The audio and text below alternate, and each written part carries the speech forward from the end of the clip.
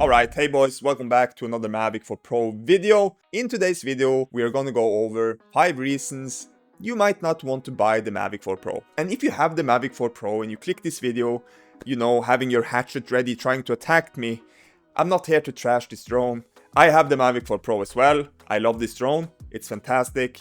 But there are some things with the Mavic 4 Pro I think people should know about, especially if they are on the fence of getting it. I wouldn't really call them flaws, but there are definitely some things that should be taken into consideration before you buy it. And that is what I'm here trying to help out with. So put your hatchet down. Don't attack me. Alright, so the first thing you should consider, especially if you're coming from the Mavic 3 Pro, or any of the Mavic 3 series in fact, is that 5.1K resolution versus 6K resolution. It's not really that big of a difference. Especially if you're posting on social media or YouTube, you know, it's very hard to see the actually quality difference. But when you look at, you know, the spec sheets and you see, wow, the Mavic 4 Pro shoots in 6K, like it's easy to get really, you know, excited about that. But the truth is that it's not really that big of a difference. Do I see the difference?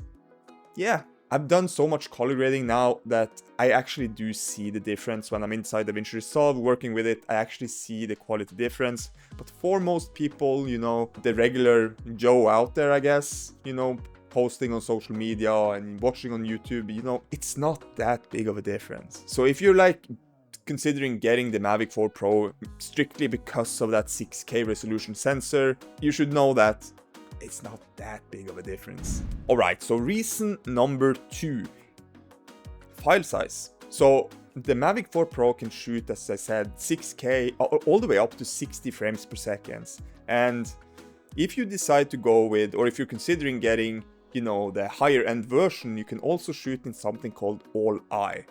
And those file sizes are massive.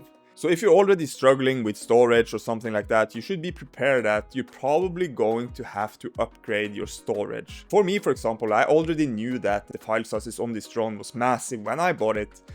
And it still kind of took me a little bit by surprise when I was out shooting. You know, I was just out shooting randomly, you know, having a little bit of fun, shooting, you know, some clips here and there. And when I came back home and I was transferring my files from the drone to my computer, 200 gigabytes. Bam. So I think that's something you should be really aware of, that the file sizes are massive. So if you're getting the lower end and you're shooting with H.265 versus All-I, you will get much smaller file sizes, which is fantastic. But the downside of shooting 6K H.265, especially 60 frames per second, is that good luck in the editing. H.265 is so compressed. You really need a powerful computer in order to not struggle with smooth playback in, you know, your editing software. So that is something I think you should be aware of. There are of course some workarounds with getting smooth playback, and I just, you know, posted a video about it if you want to check that out. But I think you should be aware that that is something you might want to maybe look into if you have a bad computer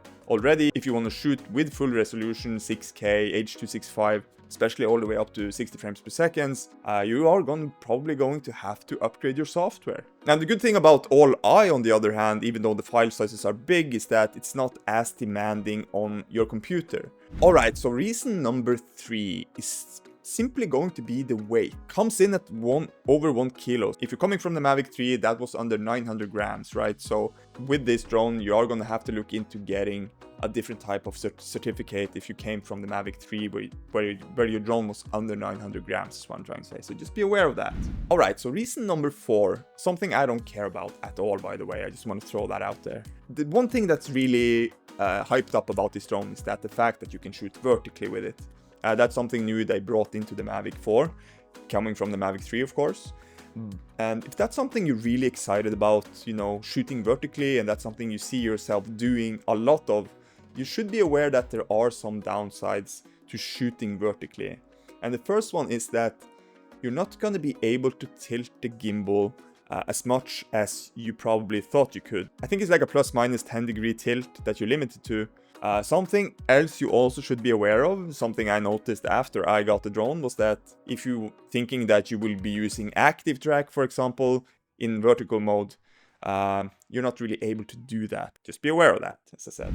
Alright, so the last reason, and the reason is not really a big deal for most people, but it might be a big deal for you. And that is the 28mm lens versus the 24mm lens that you had on the Mavic 3 series, because this main lens is only, it is wide, but I say only, but compared to 24, there is actually a difference there. Now, if we were talking about on the longer end, 168mm versus 164mm, that's not that much noticeable. 28 to 24, it's a much bigger difference than 168 to 164 is what I'm trying to say. So those are the 5 reasons I had for you, and now hopefully you found this video helpful, and if you did, I would really appreciate it if you could smash that like and subscribe button before you leave. That would be highly appreciated. Thank you so much for watching. Stay tuned because more videos are coming. Thank you again, fly safe, and I'll see you guys in my next video. Have a good day.